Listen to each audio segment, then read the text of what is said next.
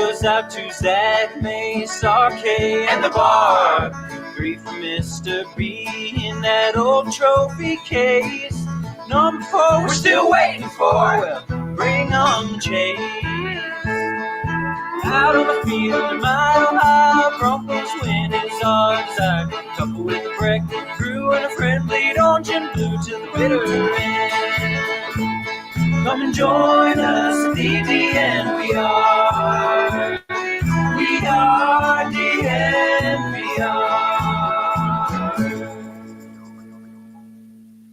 All right, football is upon us. Finally now. You guys are used to seeing the 3 of us on Sunday mornings, but usually in a better setting than this. Andre's liver needed a break, so he begged us to not have a tailgate this week. He said, I can't drink any more tequila, so at his request, blame him. Mercifully, yeah. That beautiful song almost brought a tear to my eye. I mean, what a great way to start off this show. Incredible. Yeah, I mean, that's like, Mozart's Ninth Symphony, that song, I would say number 2 all time. Anyways, I think you're right. I think it is officially safe to say that the Broncos are going to play today. Now, can we get it? The Broncos are back? The Broncos are back. Let's go. They are absolutely back. After what I believe will eventually be a 17-day layoff, I do believe they will play. Now, this is 2020, and there is 54 minutes before they're supposed to play, so anything can happen. But feeling pretty confident in saying that the Broncos are going to play today. I want to start here because the Broncos are going to play today, yet somehow I don't understand why. So, Henry, I'm going to start with you. What changed between the game they canceled last week and the game they're playing this week? It sounds like nothing, right? Maybe different players are sick now. I mean, that's the only thing you can go with, because if anything, I think there are more COVID infections at this point, right? Or at least more on the COVID list. And maybe it's like the contact tracing that's keeping them out, but it's pretty crazy that this was acceptable when it feels just like what happened last week and they said they couldn't make it work. And that's where I can't blame fans who want to put their tinfoil hat on and start cooking up conspiracy theories like, did the NFL cancel it last week because they wanted to make sure Cam was out there? And are they catering to the Patriots? Like I'm normally supposed to be the voice of reason. I'm supposed to come here and say, like, guys, calm down. That's not, that is not what's going on here. No, there's no conspiracy. No one is. But, I can't do that today. I can't, to me, there's a few options here. The NFL either is saying, hey, we don't really want to keep messing with the schedule, so just play. Let's see what happens. It's either that, they lowered their standards dramatically in a 1-week period for whatever reason as to what, needs to be happening to play a game, or they're just being negligent and just, not caring. To me, things have actually gotten worse since last week, because now you have cases on the Broncos side of things. That's what's changed. Yeah. That's what's changed. Things have actually gotten worse. So voila. At the end of the day, the sad thing is, the real thing that's changed is we ran out of bye weeks. So I think there's no logic or motivation or science or precaution or safety in place that motivated this decision. It's scheduling constructs that forced this decision, and that's concerning because you worry that beyond this game, and we're very excited that the Broncos can play, you hope that this doesn't have longer ramifications on the Broncos seasons, and maybe force them to miss another game, or another game to be postponed, or maybe even a forfeit down the road. So it's a tricky point in the season, that's for sure. So I want to be fair here. Our good friend Troy Rank took a stab at why they're playing the game, and did some reporting here. I read this. Maybe you guys can come away with more than me. So he said, why is Broncos game still on? Players who are placed on COVID/reserve lists are not all positive. Some of those are considered close contacts. As such, there was a determination that there isn't an ongoing risk of transmission among the team, so the game is on. What'd you take away from that? I mean, there are a bunch of people on the team who were close to somebody who was sick, and that scares me personally for the football game of the Broncos. But you just have to trust them at this point. Like we don't get to know what they're saying in those rooms. You're a sweet guy. What else are you gonna do? Like, it's not like you can go out there and be like, no, this isn't safe, because we don't have all the information to make that call. It's just like, you guys say that we're going. Sure, here we are. Hank's like, I've been dating this girl, and she always says she has to go to get cigarettes, and she doesn't come back for like 6 hours, but I just have to trust her at this point. Just have to trust her. She swears she's charging her e-cigarette, but what are you going to do? Like, the other option, like, it's not like I can say, no, I'm calling you out, NFL. Me personally, I'm saying this doesn't make sense. Like, that means nothing. They're just going to go forward with what they're doing. Yeah. I've got, like, I don't think you have to trust them at this point, because they really haven't been able to get anything right when it comes to this. But I do think all you can do is to just like cross your fingers and say like, well, hopefully this doesn't turn into a huge outbreak, because if that's the case, then now you get into a really deep rabbit hole of where this thing can trend towards. Yeah, they're almost like the crazy gambler. They're like me on Saturday. I kept losing money fading North Carolina. I finally bet on North Carolina, and that lost me money too. So you try to switch it up, but none of it works anyway. So they're switching it up. They're trying something different. Okay, so let's move on from that. We're just going to cross our fingers and say like, oh, hopefully they don't screw this up for everyone. Now we move to the game. Now, as much as this might be positive for the Patriots that they got Cam Newton back and they got Stephon Gilmore back, the Broncos also get Drew Lock back. They get Phillip Lindsay back, although they likely, and if not 100%, would have had him last week. But having Drew Lock back is huge here. So while I do think the delay favors the Patriots a little bit more, I also think that this is huge for the Broncos. So, Andre, I'll start with you. What are you looking for from Drew Lock today? And do you think that there is a scenario, there's a game that he can have that can carry this team to a win today? Sure. With Drew, I'm going to look for two kind of key things that have been his bread and butter so far as an early starter with the Broncos, these first, 6 games of his career. And it's his ability to handle pressure, where he's truly been a statistical outlier, and his ability to avoid sacks, just like in Broncos history, essentially. Regardless of the offensive line he has in front of him, he's been able to do a really good job. The Patriots will be manufacturing pressure. That's kind of how they operate under Belichick the last few years. So it's going to be really key for Drew to key in on pre-snap looks and audible at the line and kind of call his protections and get some help from his young O-line, which was a real issue, especially when Driscoll was under center. And the other part of his game, and Ryan, you and I have talked about this at times this week, is going to be hitting those deep balls. He's been inconsistent in his career, and when at best, and when he has hit those, though, he's had they've basically won. So he just needs a couple deep balls. Of course, it's different without guys like Fant and Sutton and even KJ Hamler out there, but he has had good games with Tim Patrick before, and I think this is one of those games where they can really make the best of Jerry Jeudy. So that's what I'm looking for, is for Locke to kind of be able to stretch the field and go off script and handle pressure well. How is it fair to expect him to go out there and make this a closer competitive game? I mean, is it fair? It's expectations are never fair in a lot of ways, but I can tell you this: the line has shifted from 9.5 to 7 already. So there's some actually belief. It was as high as 10.5 at one point. Right. So there's some belief that this will be more competitive than maybe it looks on paper.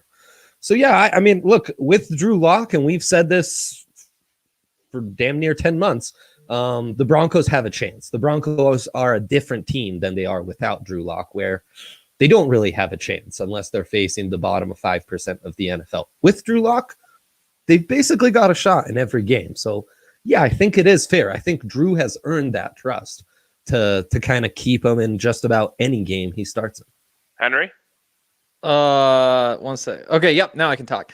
I think that what I really want to see is for Drew to hit all of the short stuff. Like, I understand that sometimes you miss the long balls, sometimes they're off target, maybe it's just not quite there. What you can't do is miss on the easy throws. They're within like 10 yards of the line of scrimmage, especially after Brett Rippon came in and looked pretty solid, mostly because he was able to hit those throws. What I don't want to see is this offense take a step back in that regard, even if you're adding something somewhere else. I'm not too worried about it, but it is something that I will be paying attention to because it's just one of those things that as a starting NFL quarterback that you have to do. Like, you just cannot be missing that kind of stuff. And I want to see him just come out and look sharp and look in control and handle all of the timing stuff correctly, because we know what he can do when he gets off script. And I totally agree. Like, inconsistent at best is how you'd explain the deep ball, but that's secondary to just keeping the offense moving. And I think that that's what I really want to see the most, is just don't put yourself in bad situations, pick up your 3-4 yards when you have to, and keep moving down the field. Yeah, I think I'm in between a rock and a hard place here. I believe in Drew as much as anyone, but I also think I think it's fair to temper expectations for this specific game. He is coming in after missing, he being off the field for 4 weeks. He, is probably not 100%. Everyone says like, oh, he's injured. As soon as someone steps on the field, they expect them to play like, their best game of their career. It doesn't usually happen like that. He's going up against a difficult defense on the road. There's so many factors. He doesn't have Courtland Sutton. Now, that's something he's going to have to get used to because Courtland's not coming through that door this season. But this is his first game that he's going to be without Courtland Sutton. So there's a lot of like adjustment period that I think should be levied and allowed for Drew to have. With that being said, you need to see competence. That to me, that's more important than anything. I need to see Drew go out there and look like he's in command of the offense. I need to see Drew go out there and look like he knows how to stand up to the line and check and get them into the right play. We killed Jeff Driscoll for getting up to the line and not getting the team out of bad plays and getting them out of bad protections. And it's one of the reasons why Brett Rippon was able to go in there and have success, because he could see that. Drew has not, to be fair, has not been as good as Brett was at that very specific, skill, which is getting the offensive line into the right protections. I want to see Drew having learned a little bit from watching that and knowing that, one of the reasons why he got hurt, one, is because he needs to learn how to protect himself better when he goes down. But two is because he didn't get the offensive line into the right protection on that play. And that's up to him. That's also up to, Lloyd Cushenberry and all those guys to make sure they have this right. But there's so many little variables that go in. So I don't expect Drew to be 100% locked in. I hope he's hitting the deep balls. I hope he's getting that stuff going. But I just want everyone to give him a little bit of leash here, because it's still, what is this now, his 7th start? Yeah.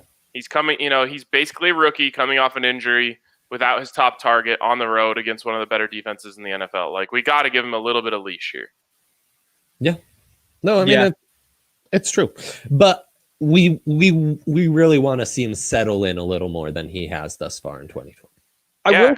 I will say, though, even though, like, there are reasons to expect this to like not be his best game and all of that kind of stuff, I feel so much more confident in this team with him in charge compared to Brett Rippon. And I know, like, a couple of Sundays ago, I said that there really isn't that much difference in terms of how you expect him to win. That was totally wrong. That's something that's still just like keeping me up at night. Drew Lock, when he's in the game, he gives you a chance to put up 30 points. And maybe I'm crazy, and I'm not saying like I necessarily expect 30 points today, but I do think that is very much on the table. The Broncos going out there and putting up 30, 35 points today just because of what they have in Drew and in this offense that I think is close to clicking. Yeah, I think so. On the Broncos podcast, we've been talking a lot about the number 24, and that I think is the number for me on both sides of the ball. Yep. Every week, the offense should be going into the game saying we got to score more than 24, and every week the defense should be going up into the game saying we got to give up less than 24. And I think that's who you decide whose fault it was when the game is over. You know, if the Broncos lose 31-27, like that's on the defense. And if they lose 23-17, that's on the offense. So I think 30 points, I think you're right. Every time Drew's out there, they have a chance to score 30 points. Now, very few teams are doing that to this Patriots defense, again, which is why I feel like we have to temper expectations a little bit. But Drew's capable, and I'm excited for him. This is it feels like it's been forever since we got to see him play. So I'm just excited to watch him go out there and hopefully command the team in a way that you weren't seeing from those backups and you don't expect to see from backups. Quickly, I want to let everyone who's tuning in know we want to take a bunch of your guys' questions today. So hit us with anything, whether it's fantasy, betting related, Broncos related, NFL related, whatever it is, pop it into the comments and we'll get around to it at some point. What about on the defensive side?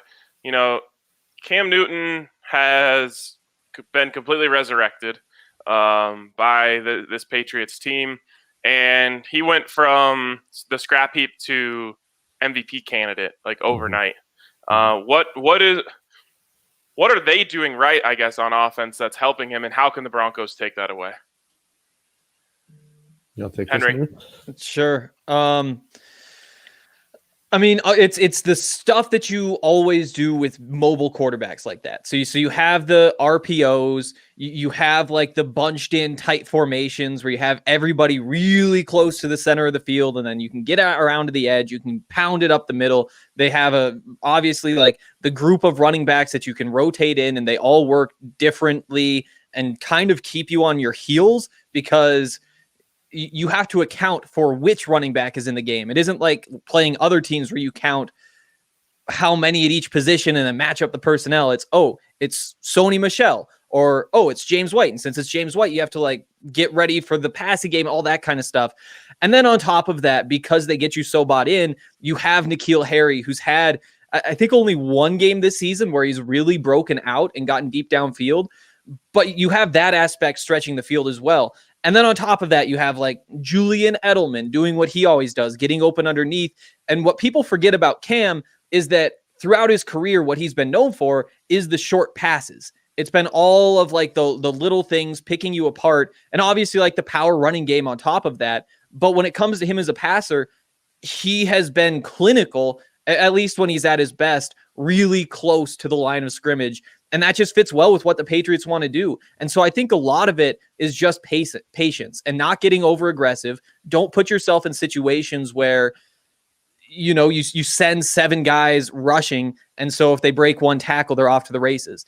I think a lot of it is just making them take 10, 12 plays to get down the field, make them work, send them to a couple of third downs because you're giving up 4 yards, 5 yards, and then just hope you get lucky on one of those third downs. That would be my strategy, at least. Dre? Yeah, I mean, they're essentially running a lot of the Auburn offense that Cam was playing in way back when, and that's kind of simplified things. It's a lot of RPO stuff. The interesting thing is Cam's had 3 starts. The 2 wins, he threw for basically a combined 40 pass attempts, I think barely a combined 300 yards. The one loss they had, he threw it for 44 times and damn near 400 yards against the Seattle Seahawks. So they're also showing that classic Patriots mold of being super adaptable. They can win in a variety of ways, and that's, it plays into what you were saying about that running game and how they can just go to all these different runners, and that almost plays into their offense. What I'm expecting this week is a new element that we haven't really seen yet in the offense since Cam Newton's been there, and that's with James White and passing it to the running backs, which has always been a point of emphasis in the last decade when Bill Belichick and Josh McDaniels have played the Broncos, is attacking the linebackers in coverage and more often than not doing so by targeting the tight end, but especially the running backs in the passing game. I expect James White and that to be kind of a new wrinkle to this offense as Cam Newton comes back. But, it's the modern NFL with an old school twist, just dressed up with a new school twist, which is like RPO on every play, which is just like old play action stuff. Like, it's not that different by the kind of stuff that like Mike Shanahan was running in the late 90s and the Broncos won 2 Super Bowls with. It's just dressed up a little differently, but it's right. The concepts are the same. And there was the RG3 path for Shanahan in that as well, which looks even more similar to what we're seeing now. For me, I'd like to see the Broncos condense the field. And what I mean by that is bring the safeties up, bring the linebackers up even a little bit, bring everything as close to the line of scrimmage as you can without being crazy. And just saying, like, beat us over the top. Because I don't think that Cam cannot do it, but I think it makes them uncomfortable if you do it, because they're not going to be comfortable with, trying to go in that direction all day. Now, you might get popped off once or twice, and if that happens, then, that can change the entire game. But I want to see the Broncos say, like, you can go to that as much as you want. We don't think you can hit it consistently, and we don't think you're comfortable trying it consistently. So bring the safeties up, bring the linebackers up, condense everything, and say, like, if you try to run the ball, we're going to have a ton of guys around, whether no matter what misdirection you have. And we're not going to give you that little window over the linebackers under the safeties that opens up so easily when you're successfully running play action. Our safeties are going to be in that window at the sticks. So I'd love to see them try to do that, because I think that's one thing that no one has done to Cam Newton yet in this season. And I want to see him. I want to see him try and beat him deep with N'Keal Harry or whoever else. Yeah, I like it, especially if they find a way just to funnel all of those deep balls toward Justin Simmons. Like, see if you can let him make some plays back there, because, it has been kind of a disappointing season for him. But, if you run like the cover 3, get everything just kind of pushed inside, have the cornerback sit outside, let Justin Simmons be in position to make at least a couple of plays today, because I think that that's kind of what you have to do, is scheme it so that your best players are in those positions. And as it stands now, Justin Simmons is still one of those best players. Well, the line on this is currently 7.5. Like we said earlier, it started all the way up at 10.5. I want to get your guys' thoughts on that. But first, just a shout out to DraftKings Sportsbook, the top-rated sportsbook in the country. It's awesome. We're all in there. Dre, I don't know if you saw this. You're gonna get it. Don't get too excited on me. But 20% profit boost on 2-leg NFL parlays. Yeah, exactly. Did you see Dre? Look at those eyebrows. Oh, well, happy Sunday to you all, folks. Wow, this is wonderful. Okay. So there you go. Just one of the many amazing promos you can get over at DraftKings Sportsbook. Of course, download the app. Use the code DNVR when you sign up and get a sign-up bonus up to $1,000. Sign-up bonus up to $1,000 when you use the code DNVR and download the top-rated DraftKings Sportsbook app. Of course, you must be 21 or older. Colorado only. Bonus comprised of a first deposit bonus and a first bet match, each up to $500. Deposit bonus requires a 25x playthrough, and restrictions do apply. See DraftKings.com/sports for details. And if you have a gambling problem, call 1-800-522-4700. All right, so 7.5 is the line. Dre, too high, too low, just right. I love that at 9.5 for the Broncos. Now at 7.5, I lean Broncos, but I think we've settled into a number that's appropriate considering how these teams have played thus far and what we know about these teams and the added uncertainty on the Broncos side with Drew Lock, not having played for a couple weeks and all that. I think this is fair in Foxborough. They should be a touchdown, even a touchdown and a half point favorite. Yeah, it actually it moved all the way down to 7 now. So a 3.5 point swing. That might be the biggest swing of the season that I can recall. So Ryan, what's changed in the last day to flip this line this drastically? Modkin's getting COVID? Yeah, they were like, oh, if Modkin's not there, then this team can run free. He's been chaining down this offense for years. Everyone knows that. Like, what is that? It makes no sense. I have no clue. Sure don't. Because I can tell you, money. I've got It's the just stats. money. That's what it is. I've got the stats from DraftKings. Even at 7.5, all the money's on the Patriots. 84% of the money, 78% of the bets. So they're trying to get money on the Broncos. Well, no, they're not. That doesn't make any sense. Why is that number keep going down? It makes no sense. Yeah. There must be sharp money coming in somewhere. It makes so little sense that I might be all in on the Broncos. I'm all in on the Broncos. My spidey sense has been set off. So at this point, I don't know. Maybe it is the Broncos. Plus 295 money line. Kind of liking that. 295 on the money line. That's dropping rapidly too. That was that was 325 like this morning. What's going on? The Broncos are really good. I'm not sure if you guys missed it, but this is a talented football team. Is there a Patriots injury we've missed? What's happening? Michelle? What is happening for real? I guess that's notable. That Julian Edelman was questionable. I mean, the line should jump in the Patriots' favor if Sony Michel is out. He's bad. Yeah, he is kind of bad. I'm watching the TV right now. They got Drew's warming up. Gordon, Noah Fant. He's got the Buzz Lightyear patch on the arm. Let's go. Wow. Ready to go. There's Phil rocking the fro. Oh, man, it's so good to see both of those guys back out there. It sure is. All right.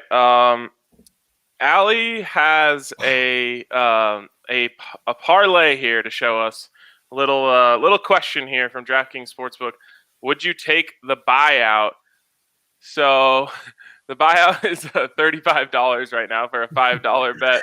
Which, hey, that's that's 7x. So. Yeah, that's 7x. But if they just hit these other 14 legs, they've got 3 hits so far. All right. 3 out of 14, but 19,000 on the line. Giants minus 2.5 isn't going to hit. I'd cash that out. Yeah, no, he's got the Bears, he's got the Browns, he's got Tampa. I hate all these money lines. Get out now and reinvest your money in other stuff. I kind of hate the Titans too, and I hate the Giants. No, this entire slate is terrible. All right, let's get to some questions here from the listeners. And the first one here from Stefan Smith. LaVisca or Lindsay? It's the Buffs dilemma. Non-PPR, who should I start? Non-PPR, probably Lindsay. I feel like Phil is going to get a touchdown today. I'm low-key high on Phil today. Yeah, I think he is as well. Yeah. But LaVisca is suddenly the number 1 wide receiver in Jacksonville. And he's been trending in the right direction. Mm-hmm. He used to look at the yards increase every single week. It's tempting. If it was PPR, you could talk yourself into it. Yeah. Take out, I don't know, Dalvin Cook or something. Yeah, that's a good idea. All right, next one from the Count, our guy. Do you think the Broncos are in need of a signature win, in desperate need of a signature win under Fangio? Yes. I think so. Yeah. I don't know that this would count as one, though. Oh, really? Why not? I'm just not quite that high on the Patriots. And I know it's going into Foxborough and all of that, but it's 11 a.m. and I don't know. It depends on how the game goes. Like if it's a Sunday night football game, then playing the Patriots, yes. This Patriots team is right on that borderline where you need other circumstances. This isn't some sort of revenge game. There's no beef between anybody on the teams. So there isn't much of a storyline other than all the playoff games that these teams have played in the last decade and a half, which maybe should count. But I don't know. This is right on the borderline. If it's a great game and goes down to the wire and Cam plays out of his mind and Drew Jewell's back, then it could be one. But this isn't if you played the Chiefs and you just beat the Chiefs, that is a signature win no matter what. This isn't one of those games. So I feel like signature win, I feel like is a college football term. It is. And I feel like you're saying they got to beat number 1 in the country, not just a top 25 team. But like, yeah, I'm saying like beat a top 25 team. I'm giving you the signature win, especially on the road when you're over a touchdown underdog. Yeah, especially the standard bearer in the AFC for the last 2 years, for your entire lifetime, Hank. I will agree that win or lose this week, I think it's more important for Fanjo to really show up in these divisional matchups. They've laid too many eggs in those the last 2 years. You can't get, your ass beat by the Chiefs every time. Nope. Mm-hmm. All right, next one here. Oh, it is a season-changing game, though. Like if you don't win this, then you're not making the playoffs. It's a fork in the road game for sure. Probably. For sure. From someone, Albert O got activated. Do you think he gets some playing time to fill Fant's role in the passing game? I don't think you're going to see a lot of Albert O, but I think they have a package out there for him where he's going to get put in some dangerous positions. He's only, according to the 40, he's only a little bit faster than Fant. When I see him out there in training camp, he looks significantly faster than Fant, and Fant's very fast. I love the idea that he and Drew have a connection that they've already built, and when they were together out there in training camp, you saw that as well. So I think you're going to have something out there for Alberto, whether that's a package of like 6 to 8 plays. The problem is he can't run block at all. So you can't put him out there for extended periods of time like you can with Fant. His run blocking is extremely underrated. It's improved a lot too. Where Albert O can replace Fant in a much more limited role is in those formations where Fant is playing as a wide receiver. And because they're lacking receiver depth, someone like Albert O lining up as more of a conventional wideout will be a valuable weapon. But we're talking more, 20 snaps a game than Fant, who's playing essentially the entire game. So, yes. Yeah. If I'm the coach, though, I'm using some of those plays in that package early in the game. Like maybe first drive, second drive, and seeing what happens. Seeing if Alberto can handle himself out on the field. And if he can, then maybe we're expanding and getting him more involved as the game goes on. And if things don't go well, then it's like, okay, maybe he's not quite ready. Throw Nick Vannett and Jake Butt in there. Yeah, absolutely. Next one here from Scott Hansen, who says, Andre, have a seat right over here. No, I'm just kidding. Who says, I'm in a 16-team dynasty league and would like advice on my flex this week. Cordero Patterson or Cam Akers? Ooh. Talk about some deep, reaching deep into the bag here. I think it's Cam Akers. Darrell Henderson has been a bit underwhelming the last couple of years. Cam Akers actually played pretty nicely. I think the Rams will win that one big against the Niners, who are broken. And I think Cam Akers might have a sneaky game. The Bears convinced me a lot less this week, so I'm going to go Akers. Yeah, I do. I mean, both of them, it's a question of what their role is going to be. Like, is Cam Akers going to be the third leading rusher in terms of touches, or is he going to be number one for the Rams? I almost think that the Bears are going to have to keep banking more and more on Cordero Patterson just because of what they're getting out of the other running backs. That said, it's just so hard to take a player who still feels like they're playing out of position like he is. And so I'd probably go Cam Akers. All right. How about Boyd or Chenault? I like Chenault. Wow, over Boyd. We've been so high on Boyd lately. I know. I think I might have answered this differently in the past, but I'm leaning Chenault. I'm going to go Boyd. I'm not now I have to be the tiebreaker. I was going to say I'm not qualified to answer this question because I'm obviously going to pick Laviska. He's trending up. Like you said, he's going to be wide receiver 1. He's leading the team in receptions and receiving yards.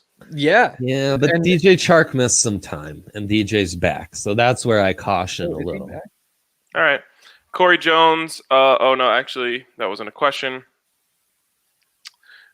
He says, do you think it's the Denver defense? It's just Denver's defense this year that's lacking. I think it's the whole league. We've been seeing some obnoxious scores so far. You call them obnoxious. I call them entertaining.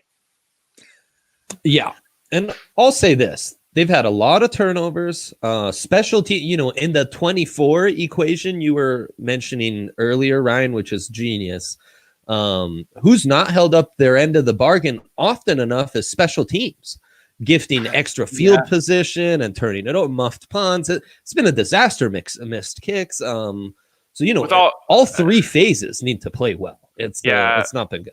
Tom McMahon hasn't been good since he got to Denver.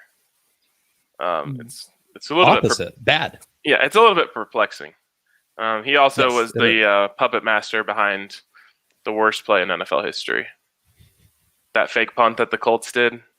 Yeah, featuring the Montana Grizzly Colt Anderson, who took the snap and didn't know what to do with it. That's one of our shining moments. Good for you guys. All right. Someone said, "Why is Justin Simmons playing so bad? Did we dodge a bullet not re-signing him?" He's being asked to do a lot. The lack of corner depth definitely hurts, and he's alternated good games and bad games, but he's showing some limitations. Justin Simmons is a very good last line of defense as a free safety, which is the number one thing you need to be as a free safety, or basically you need to be a good goalie above all else. But when he's asked to do higher end stuff and take on some of the tougher one-on-one matchups in the NFL, it's been a mixed bag.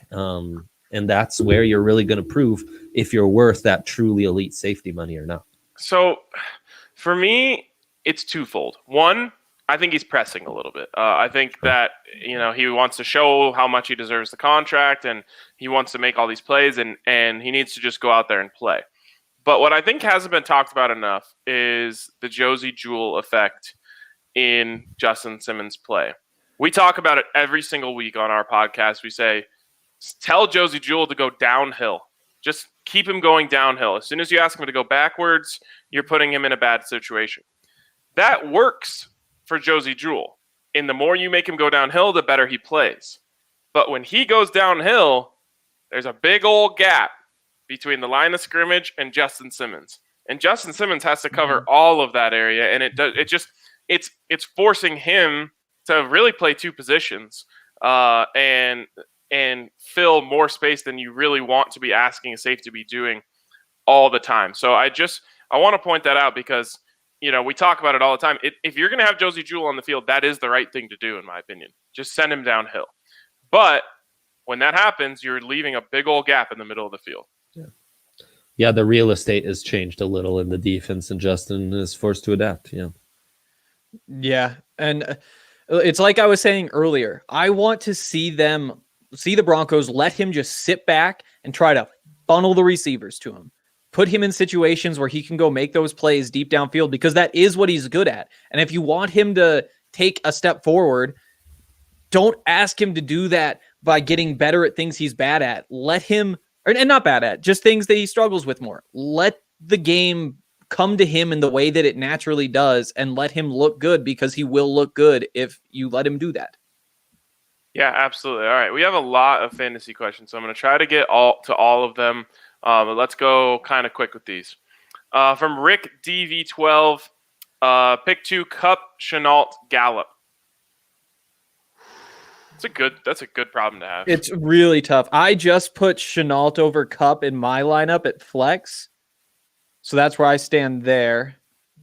And then you probably want Gallup, in my opinion. It's a tough call. I mean, going up against the Cardinals, probably.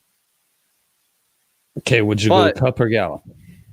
I'd go Gallup. That's a juicy matchup against there. So, and I'm an Andy Dalton believer. Wow, that's a stance. Yeah, I'd go Gallup Cup. I think that he was held back by the Cincinnati franchise. Me too.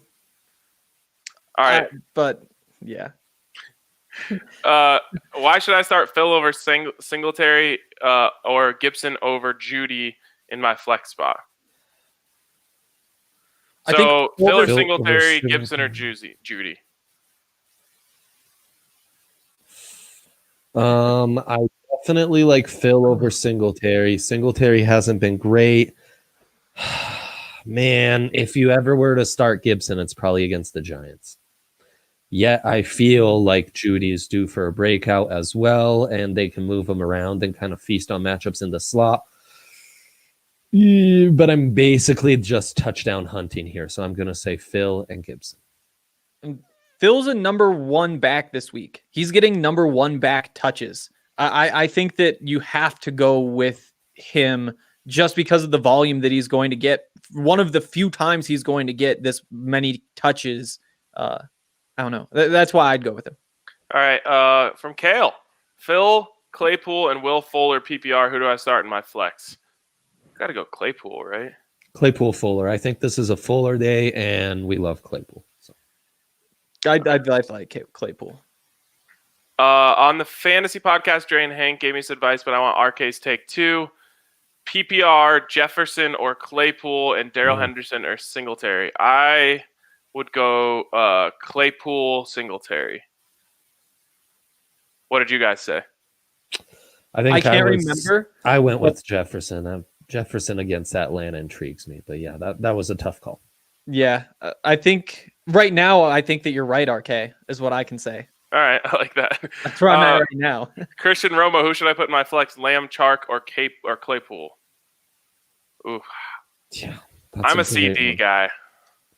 And I think he, in the position that he's playing, he's going to be a little bit of a security blanket for Andy Dalton. Yeah, I like Lamb and Claypool there. I do like Lamb and Claypool better than Chark. I think I'd also go Lamb. But you got to choose one, Andre. Oh, jeez. I think I'll go Lamb then. Lamb. I'm loving that Cowboys offense. Let me start that. All right. Quickly, we have a fun video from Zach here that we would normally run on the tailgate, but we want to run it for you guys today. So Zach's giving us his magic number of the week for the Broncos to beat the Patriots. Let's see what it is. What's up, friends? Happy Sunday. Happy Broncos football Sunday. The Broncos are finally back on the field, and I'm here to give you the magic number today, and that's 2. But not just 1 2. I got 2 magic numbers for you. So 2 2s. One of them is 2, and the other is 200. So let's dive into the first one, which is 2. And the Patriots' 2 wins, their defense has been creating nearly as many plays as Cam Newton himself. In fact, in each of the Patriots' 2 wins, their defense has 3 takeaways in each game. And in their 2 losses, New England's defense has only been able to muster up 1 takeaway in each game. So in those 2 wins, thanks in large part to the 3 turnovers, the Pats defense has allowed 11 points and 20 points, an average of only 15.5 points per game. However, in their 2 losses, their opponent has dropped 35 points and 26 points in each game, an average of 30.5 points per game. So in their losses, nearly giving up double the number of points they're giving up in their 2 wins. And if Denver allows the Pats to be playmakers on defense, the Broncos will be hosed. And the Broncos win against the Jets. They turn the ball over 3 times. If they do that again today, they won't be as fortunate against Bill Belichick. So the Broncos are allowed 1 major mistake, but that's it. So keep the turnovers under 2 to have a chance here. And on the other side of the ball, here's where the other magic number of 200 comes into play. When Cam Newton has played this year, in their 2 wins, the Patriots have over 200 rushing yards. They have 217 rushing yards in their first win and 250 rushing yards in their second win. However, in their 1 loss with Cam being the starter, they only had 67 rushing yards. And in their 1 game without Cam, they dropped 185 rushing yards, but weren't able to top that magic 200-yard mark. So that's the other magic number, 200. Hold the Patriots under 200 rushing yards, and the Broncos have a chance. If they go over with Cam Newton, who's their 2nd leading rusher on this season, then they'll be hosed. However, the Patriots will be without their leading rusher on the season in Sony Michel, but will have Cam back, and who's their 2nd leading rusher on the season. And despite being a quarterback, Cam has averaged nearly 50 rushing yards per game. So stopping Cam will go a long way in stopping the Patriots' rushing attack, especially without Sony Michel. So there it is. 2 2s is the magic number for the Broncos this week. Let's see if they can do it right now. Not exactly right now, but pretty soon. Almost. Yeah, we got 10 minutes left here before kickoff. We're going to give you guys time to set up your TVs and all that. But to finish here, I want to see if you guys have any bets that you like today. Anything that you want to give out to the people? Andre, I know you already had your lock, prop, and upset, but I won't put you in that bubble because we know you hate being stuck into those three categories. So, Dre, do you have any picks that you really like today? Okay, I got creative with my upsets. If you're like me and you're feeling bullish on the Packers because they've got the much better quarterback and because the Tampa Bay Buccaneers without Vita Vea won't be able to stop that very talented run game for the Packers, as my upset, I bought -6 the Packers, and you can get that at really nice odds at +175. Another upset would be the buy into Aaron Donald to win Defensive Player of the Year. He might end the year with 30 sacks this season, so seems like a nice bet, and you can get that at really high value. I'll tell you what else. I'm really high on the Cardinals. I like how you're bending the rules here of an upset. As long as it's plus money, you think it's an upset, even though Aaron Donald is the odds-on favorite to win Defensive Player of the Year. That's right. If it's plus money, I consider it an upset. You should too. Then aside from the Packers and Aaron Donald, I'm really high on the Cardinals against the Cowboys. The Cardinals have to show up. I'm really high on the Steelers going against the Cleveland Browns, who I'm still not a believer in. And I'm big on the Panthers going against the Bears, who I just don't think the Bears are good. Another juicy line. I think the Ravens are easy to go over 27.5 team points. All right. What do you think, Hank? What do you got? I really like the Packers. You know, Dre kind of covered that, but that is my favorite this week. The Vikings -4 against the Falcons is tempting. I know that there's like the post new head coach bump or whatever, but I'm not sure that I'm going to buy into that necessarily. Washington +2.5 against the Giants. That scares me a little bit more, but the Giants are just so bad that I still think that until it burns me, I'm going to keep betting against the Giants. I like that. Was there anything else? I think that was pretty much it. Oh, Dolphins -8.5 is a lot against the Jets, but I'll probably buy that down so that you win with a touchdown. So what, 6.5? And I think that that's pretty good value too. All right, good stuff. For me, I just love that Washington football team line. I think that Daniel Jones really struggles against pass rush, and they have one of those. And because of that, you're going to see a really difficult game for the Giants on offense, like most of their games are difficult for them on offense. And, you know, the football team is going to have that veteran presence under center. So I like that one. I will fade the Giants, and like you said, Hank, I'll fade the Giants until it hurts me. They didn't have this last night when I was looking. Now you can. Chase Young under player props to get a sack today, just -112. That seems like a lock. Oh, yeah. Lock it in. Yeah. And the other one I really like that, again, I'm just going to keep going to this well until I can no longer anymore, is the Dolphins over the Jets. I'll give the 8.5. I don't care. Did I say Rams -2.5 against the 49ers? That's my other big one. I really think the Rams are going to beat them up. I bought that at -7. I think the Rams big. Niners don't scare me in the slightest anymore. Cool, guys. All right, well, 8 minutes to kick off. I really now think we're going to see a Broncos football game today.